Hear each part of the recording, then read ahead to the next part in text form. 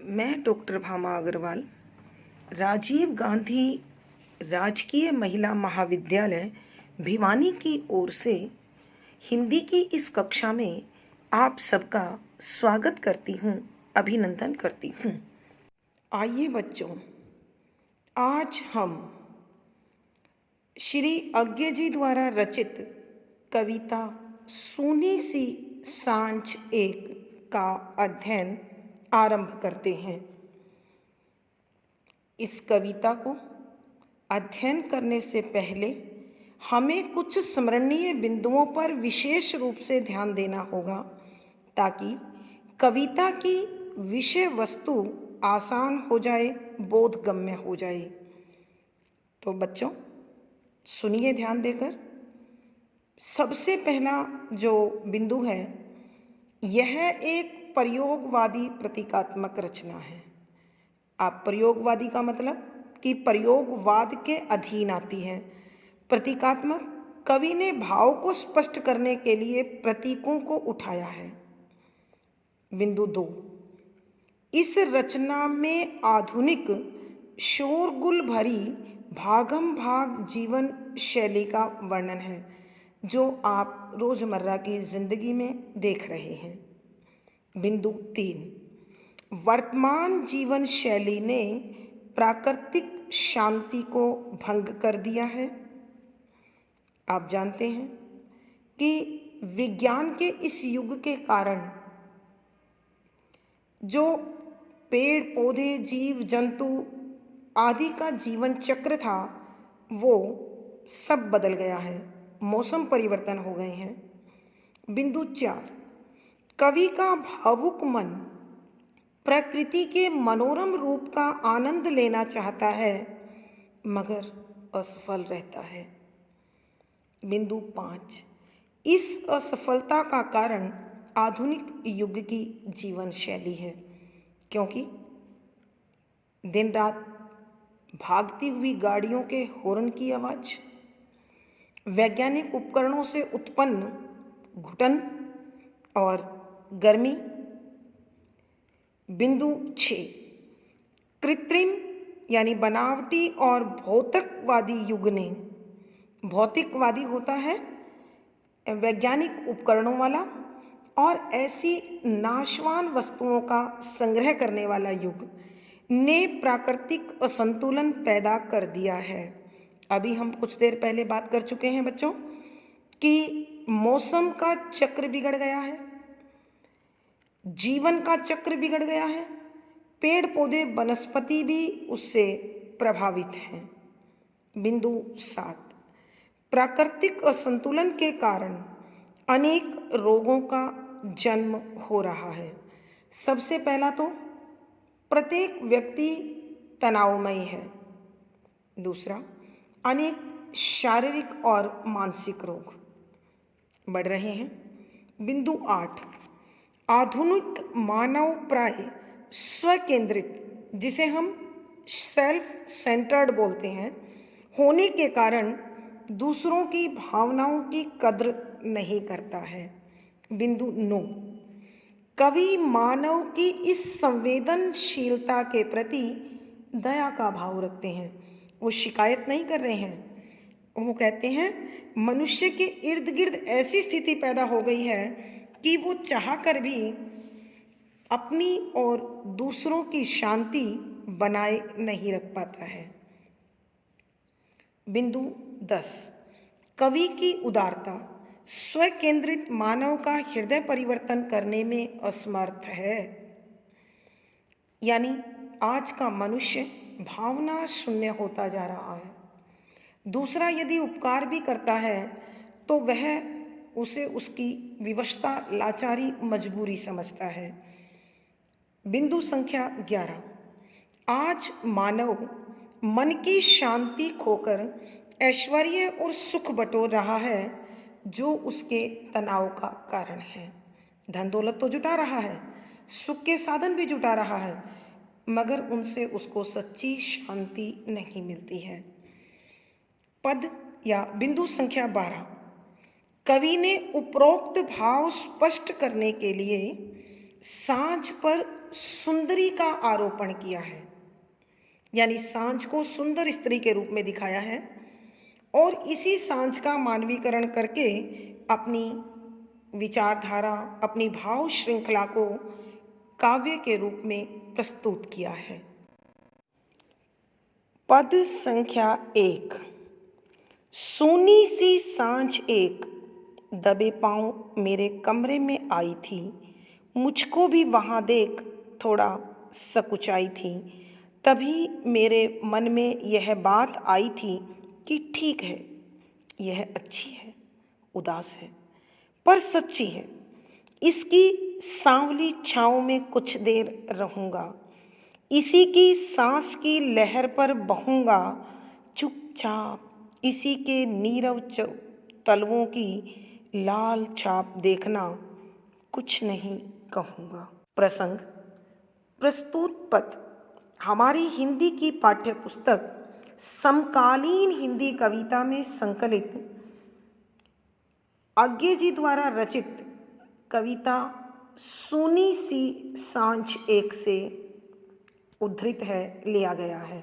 संदर्भ। यहाँ कवि सोनी सी सांझ यानी उदास सी सांझ का मानवीकरण कर रहे हैं और उसके सौंदर्य का वर्णन कर रहे हैं। साथ ही वो बताना चाहते हैं कि सांझ के समय, गोधूली के समय प्राय शांत वातावरण होना चाहिए और कवि इस शांति का आनंद लेना चाहते हैं, मगर जिसमें उन्हें सफलता प्राप्त नहीं होती। तो यहाँ उस सोनी सी सांझ को सुंदरी के रूप में, सुंदर नवयुवती के रूप में दिखाते हुए कवि कहते हैं कि सरलार्थ। बच्चों, पहले हम शब्दों के अर्थ समझेंगे। सोनी सी अर्थात उदास सी, चुपचाप सी, शांत सी, सांझ, शाम, एक एक दिन। दबे पाँव मुहावरा है बच्चों। दबे पाँव थी, चुपचाप, चुपके से मेरे कमरे में आई थी, कि मेरे कमरे में आने लगी थी। मुझको भी वहाँ देख थोड़ा सकुचाई, हिचकिचाना, शर्माना। तभी मेरे मन में यह बात आई थी, सच्ची है कि इसमें बनावटीपन नहीं है। सांवली, सांवले रंग वाली, छाँव, छाया, कुछ देर, थोड़ी देर के लिए, सांस की लहर पर। सांस की लहर का अभिप्राय यह है कि जिस प्रकार सांस के आने और जाने का मानव को एहसास नहीं होता है, उसी प्रकार प्रकृति भी प्रतिपल अपना स्वरूप बदलती है और यह बदलाव इतनी तेजी से, इतने शांत भाव से होता है कि कोई व्यक्ति या मानव उसे पकड़ना चाहे तो पकड़ नहीं सकता। लेकिन कवि की इच्छा है कि मैं उसे पल पल अनुभव करूँगा, चुपचाप, शांति से। नीरव, नीरव शांत, नी माने नहीं, रव माने शोर, शोर से रहित अर्थात शांत। तलवे, पाँव के पंजों का निचला भाग, लाल छाप। बच्चों, शायद आपको ध्यान हो कि पाँव के तलवों की लाल छाप किसकी होती है? माता लक्ष्मी, जो धन की देवी है। लाल छाप का मतलब है समृद्धि, शांति, ऐश्वर्य। तो कवि ने सांझ का मानवीकरण एक सुंदर नवयुवती के साथ किया है, इसलिए वो इसे लाल छाप कह रहे हैं। अब सरलार्थ। सोनी सी सांझ एक, दबे पाँव मेरे कमरे में आई थी। कवि कहते हैं कि शाम का समय था और मैं भी अपने कमरे में था। ऐसे में चुपचाप शाम जब ढलने लगी तो उसका असर, उसका प्रभाव मेरे कमरे में भी आया। मुझको भी वहाँ देख थोड़ा सकुचाई थी, कि जब मैंने उस सांझ को अपने कमरे में प्रवेश करते देखा तो ऐसा लगा कि वह भी मुझे वहाँ देखकर हिचकिचा रही थी, शर्मा रही थी। क्यों? कवि ने इतने अधिक भावुकता के साथ, इतने अधिक मनोरम भाव के साथ यह बताने की कोशिश की है कि सांझ को भय था कि कहीं मैं बत्तियां जलाकर उसका सौंदर्य, मैं शोर करके उसकी चुप्पी, उसकी शांति भंग ना कर दूं। इसलिए वो कुछ शर्मा गई, हिचकिचा गई। तभी मेरे मन में यह बात आई थी कि जब सांझ को धीरे धीरे ढलते देखा, शाम को धीरे धीरे फैलते देखा, तो मेरे मन में एक बात आई कि ठीक है, कि कोई बात नहीं, शाम को ढलने दो, आराम से आने दो। यह अच्छी है कि आज इसका ढलना भी मुझे अच्छा लग रहा है, उदास है, कि शांत है पूरी तरह से, कोई हलचल नहीं है। देखो बच्चों, सुबह के समय जब सूर्य उदय होता है तो पक्षियों की चहचहाहट सुनाई देती है, लेकिन शाम के समय ढलते सूरज के साथ ही परिंदे अपने अपने घोंसलों में चले जाते हैं। अतः जब शाम पसरने लगती है तो चारों ओर शांति होती है। तो इसलिए कवि को यह शांति उदास जैसी लगती है कि यह शाम उदास है, परंतु सच्ची है। अर्थात इसमें बनावटीपन नहीं है, कृत्रिमता नहीं है। जो इसका वास्तविक रूप रंग है, ये उसी के साथ मेरे कमरे में आ रही है। इसी की सांवली छाँव में कुछ देर रहूँगा कि मैं थोड़ी देर यहीं आराम से बैठकर इसको ढलते हुए, इसके सांवलेपन का आनंद लूँगा।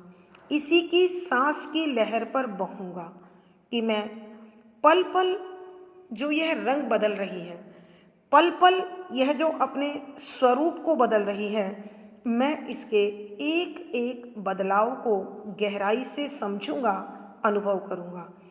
चुपचाप इसी के नीरव तलुओं की लाल छाप देखना कुछ नहीं कहूँगा कि मेरी इच्छा है मैं शांति से, ये जो चुपचाप चली आ रही है, शांति से चली आ रही है, इसके पाँव के तलवों की लालिमा को देखकर खुश होऊंगा और कुछ भी इसे नहीं कहूँगा। अर्थात मैं इसके वातावरण को बदलने के लिए किसी भी प्रकार की प्रतिक्रिया नहीं करूँगा।